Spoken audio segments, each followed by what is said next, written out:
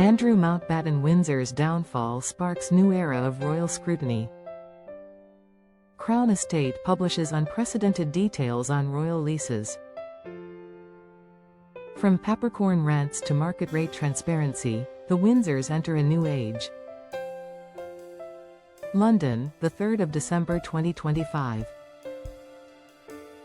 The dramatic downfall of Andrew Mountbatten Windsor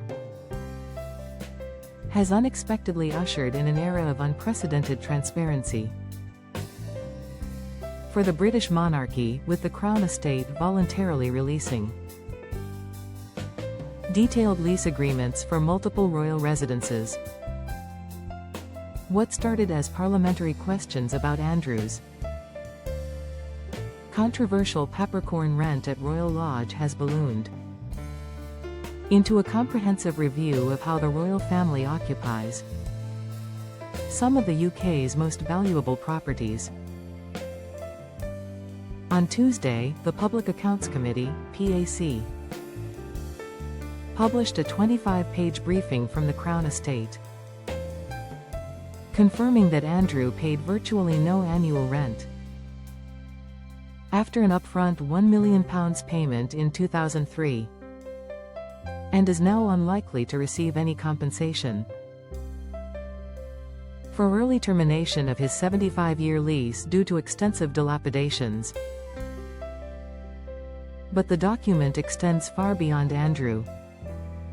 For the first time in history, the living arrangements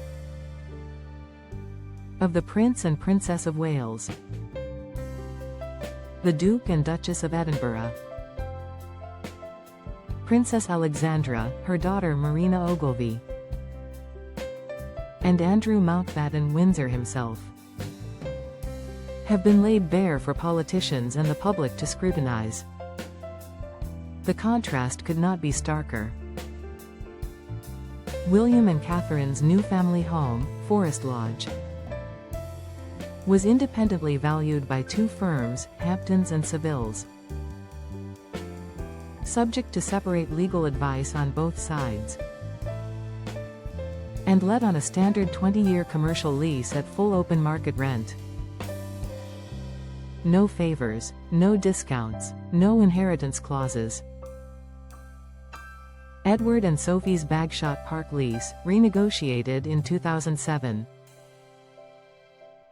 does include a peppercorn element. But the couple are full-time working royals who undertake hundreds of engagements annually and represent Britain abroad, a justification the palace has long used. Princess Alexandra and Marina Ogilvy occupy modest grace and favour apartments, with nominal rents reflecting their limited public roles. Andrew's deal, however, remains the outlier, a relic of an era when royal privilege was assumed, not justified. The Crown Estate's decision to volunteer these details, rather than wait for compulsory disclosure, has been described by constitutional experts as a quiet revolution in royal accountability. Sir Geoffrey Clifton Brown, PAC chairman, welcomed the transparency, but confirmed a full inquiry will follow next year. There is considerable and understandable public interest in how taxpayer-supported assets are used by the royal family. The information provided forms the basis for further scrutiny. The sovereign grant, currently £132 million, is partly funded by profits from the Crown Estate, which the King surrenders to the Treasury in exchange for 12% returned as royal funding. Any perception that non-working royals receive subsidized luxury while the public pays the bills has become politically toxic in an age of austerity. Andrew's case has become the catalyst. His refusal to leave Royal Lodge for years His £3 minus £4 million annual private allowance from Charles, and the revelation of his sweetheart lease have combined to force the monarchy's hand. The king's decisive action, stripping titles, honors, and finally the lease itself, was designed to draw a line under the scandal. But Parliament has now drawn a much wider line. No more secret deals, no more grace and favor opacity. William and Catherine's Forest Lodge arrangement is being held up as the new gold standard. Market rent, independent valuation, fixed term, no succession rights. Sources close to Kensington Palace say the Waleses insisted on this model precisely to avoid any accusation of special treatment when they become king and queen. Even their minor renovations were paid for privately,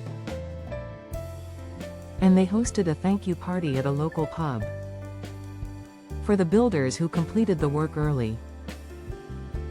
The Duke of Edinburgh's Bagshot Park lease, while still containing peppercorn elements, is likely to come under review during the inquiry, though Edward and Sophie's heavy workload provides a stronger defense than Andrew ever had. Princess Alexandra, now 88 and one of the hardest working royals for decades, occupies a modest apartment with rent so low it barely registers. The same applies to Marina Ogilvy. Andrew's case, however, remains the outlier, a relic of an era when royal privilege was assumed, not justified. The Public Accounts Committee inquiry, supported by the National Audit Office, will examine decades of similar arrangements and whether they represent value for money.